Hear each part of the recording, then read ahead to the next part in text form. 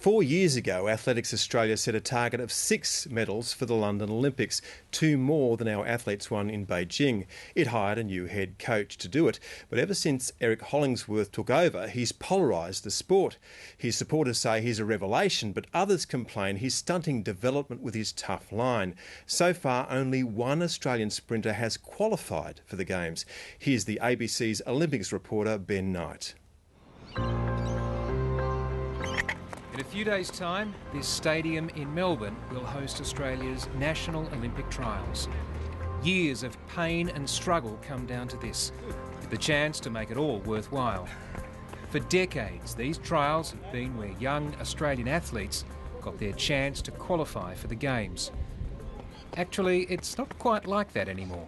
We've got almost everyone over the line that we need for the team. Eric Hollingsworth is the National High Performance Director for Australian Athletics. Essentially, he's the head coach. He's often called controversial, even divisive. He took over the job after the Beijing Olympics with a clear policy that mediocrity will not be tolerated. From my point of view, when you go to the Olympic Games, you go to compete. From that point on, only athletes who've met the top qualification standard are selected for the Commonwealth Games, the World Championships, and now the Olympics. Some already have their ticket to London, and on paper, it's a hell of a team. She's powering away from Ali. This is the star, Sally Pearson, reigning world champion and the International Athlete of the Year. There's Steve Hooker, the reigning Olympic champion. He goes over! Mitchell Watt is the gold medal favourite in the long jump in what will only be his first Olympics. There are former world champions as well as the up-and-comers. And Eric Hollingsworth says his system is working. Athletes are lifting to meet the standard, and those who can't simply don't go.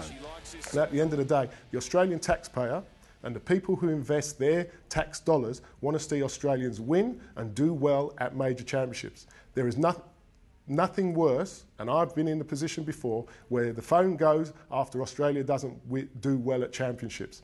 Our responsibility in high performance is to get performance for Australia. And he's been given the budget to do it too. An extra $1.5 million last year to spend on high performance for a total of $5.5 million. But his critics say there's just one problem. It's not working. Nick Beddoe is one of Australia's most successful athletics coaches. He's got 8 runners qualified for the London Games.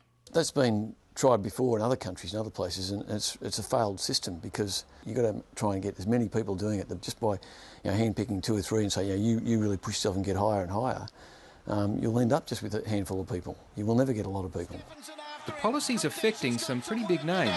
Stephenson's taken the lead! John Stephenson has been improving fast this summer, but he still only has a B qualifying time under his belt.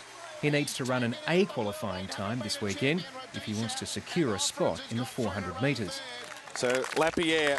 Fabrice Lapierre went to Beijing on a B qualifier. He too is running out of time to make the top mark. But Australia's national jumps coach says that proves Eric Hollingsworth's system is working.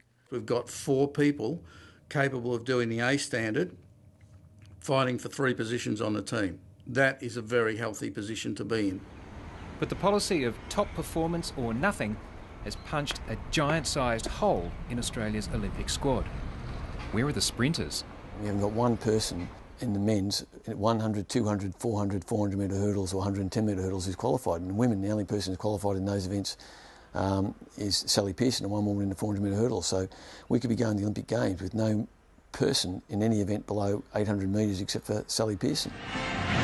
Compare that to Athens in 2004, when there were men competing in the 100, 200 and 400 metre races, as well as the 100 and 400 metre relays. Eric Hollingsworth makes no apologies. We're a small nation. We have to compete on the technical events, things like pole vault, the long jump, etc. Sprinting.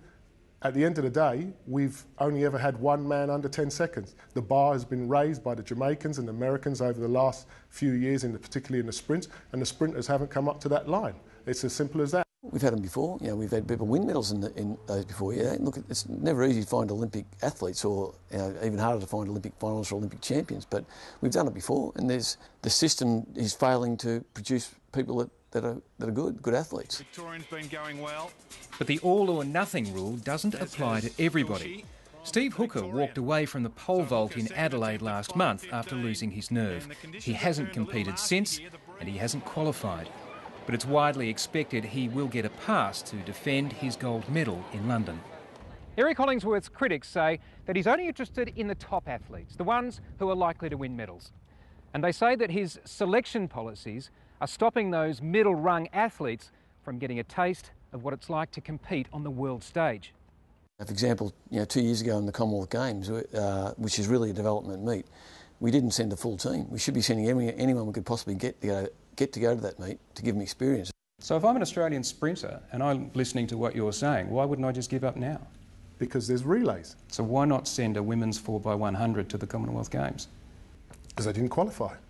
But isn't that a development event? No, it's not a development event. The Commonwealth Games is part of a cycle and one of the major championships. And this is one of the misnomers as well. You don't use the things like the Olympic Games and the World Championship just to develop people. They're a performance event. If I know anything about Australians, they like to win. They don't like to come last.